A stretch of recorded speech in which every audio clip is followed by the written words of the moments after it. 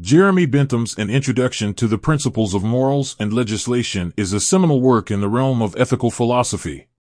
Offering the foundational principles of utilitarianism, Bentham meticulously outlines a system of ethics rooted in the promotion of the greatest happiness for the greatest number. His text is both dense and enlightening, calling for an analytical and critical approach to societal norms and legal regulations. Before we dive in, if you find this content valuable, please hit that like button, subscribe to our channel, and leave a comment below. It truly helps us grow. Now, let's get started. 10 most important ideas. 1. The principle of utility. Central to Bentham's philosophical framework is the principle of utility, which posits that the intrinsic value of actions can be determined by their capacity to foster happiness. This means that if an action leads to the greater good and joy of the majority, it's deemed right and morally commendable. Conversely, actions that lead to unhappiness or harm are considered wrong. In this perspective, happiness isn't just a fleeting emotion but serves as a barometer for moral judgment. Bentham's emphasis on this principle underscores the paramount importance he places on collective well-being in ethical decision-making. 2. Pleasure and pain as central motivators. Bentham's philosophy insightfully identifies pleasure and pain as the primary forces guiding human behavior. These twin pillars shape our choices, aspirations, and responses to situations. In essence, our innate desire to seek pleasure and avoid pain dictates the trajectory of our actions. This binary lens offers a simplified yet profound understanding of human motivation. Beyond just physiological sensations, these motivators encompass emotional, intellectual, and social dimensions. Bentham's assertion suggests that by recognizing and understanding these intrinsic drives, society can better shape behaviors, policies, and ethical standards in a manner that aligns with human nature. 3. Hedonic calculus. Diving deeper into the nuances of pleasure and pain, Bentham introduces the hedonic calculus, a systematic approach to quantifying and comparing the merits of various pleasures and pains. This method, rather than being an abstract concept, is grounded in tangible criteria: the intensity of the feeling, its duration, the certainty of its occurrence, its temporal proximity, the likelihood of it leading to other pleasures or pains, productiveness, its singularity without being followed by sensations of the opposite kind, purity, and the number of people it affects, extent. By operationalizing these factors, Bentham offers a pragmatic tool to guide ethical and policy decisions, aiming for the maximal benefit and minimal harm for the largest number of individuals. 4. Consequentialism. Bentham's philosophy emphasizes that the ethical weight of an action is anchored in its results.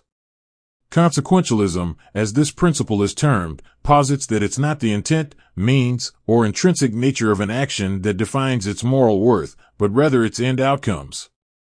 In this view, an action that results in positive consequences is morally justifiable, even if the means to achieve it might be questionable. Utilitarianism, as championed by Bentham, emerges as a subset of consequentialism, where the focus is specifically on maximizing happiness or utility for the majority. This perspective challenges traditional moral systems that prioritize intent or virtue, driving home the idea that the ends justify the means in determining ethical standing. 5. Collective happiness. Bentham's philosophy transcends individual gratification and shifts the focus towards a holistic understanding of societal well-being.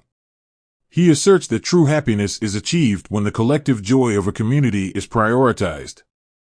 This means that societal policies, decisions, and actions should be aimed at maximizing the overall happiness of its constituents. By valuing collective happiness, Bentham encourages communal harmony and interdependence, challenging the notion of isolated individual success. This perspective fosters a sense of shared responsibility, emphasizing that the well-being of one is intrinsically linked to the well-being of all. It underscores the idea that for a society to thrive, it must ensure that its members collectively flourish. 6. Legislation and utility. Bentham firmly believed in the alignment of legal structures with the overarching goal of enhancing societal happiness. For him, the true essence of laws and social frameworks lies in their capacity to serve the broader utilitarian purpose. He posits that legislative processes shouldn't merely be about maintaining order or asserting authority. Instead, their core objective should be the optimization of collective welfare. This vision translates to laws that are empathetic, equitable, and attuned to the genuine needs of the populace. Bentham's emphasis on this alignment challenges the conventional paradigms of lawmaking and urges authorities to approach governance through the lens of maximizing utility for all, ensuring that laws are both just and beneficial. 7. Quantitative over qualitative differences in pleasure. In a break from some traditional thought, Bentham contended that pleasures, irrespective of their source, are fundamentally indistinguishable in type. Whether it's the joy derived from reading a profound piece of literature or the simple pleasure of enjoying a meal, for Bentham, the distinction lies not in their qualitative essence but in their quantitative measures, like intensity and duration. This perspective democratizes pleasure, removing hierarchical classifications that might privilege intellectual or cultural joys over more basic or universal ones. By emphasizing quantity over quality, Bentham pushes for an egalitarian approach to understanding happiness, suggesting that all sources of pleasure are valid and should be considered in the broader calculus of societal well-being. 8. Intentions versus consequences. Bentham delves into the intricate relationship between one's intentions and the outcomes of their actions. While he acknowledges that intentions are relevant, it's the tangible consequences that carry more weight in judging the moral standing of an act.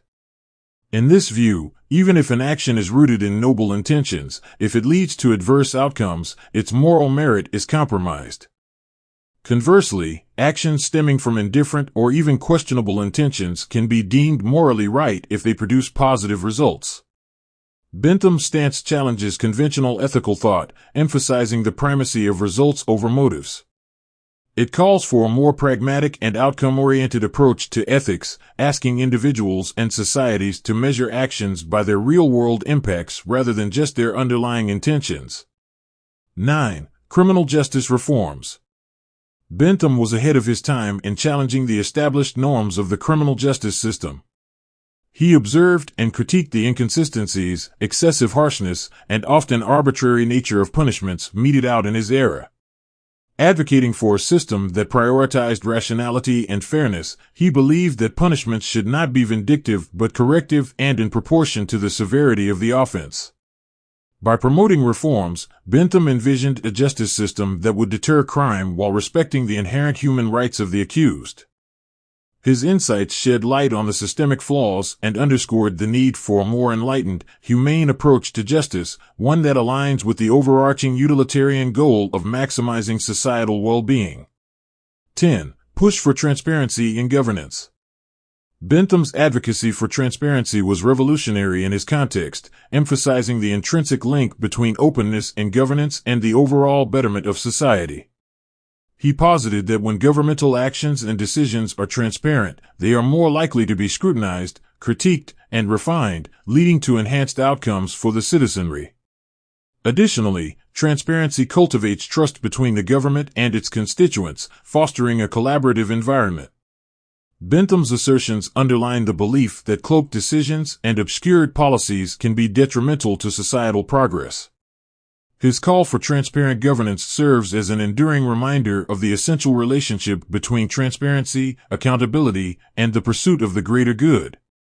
In conclusion, Bentham's An Introduction to the Principles of Morals and Legislation offers a compelling argument for a utilitarian approach to morality and governance. His ideas have profoundly influenced not only philosophical discourse but also practical applications in legal and social reforms. The text remains a must-read for anyone interested in ethical philosophy and the foundations of utilitarian thought.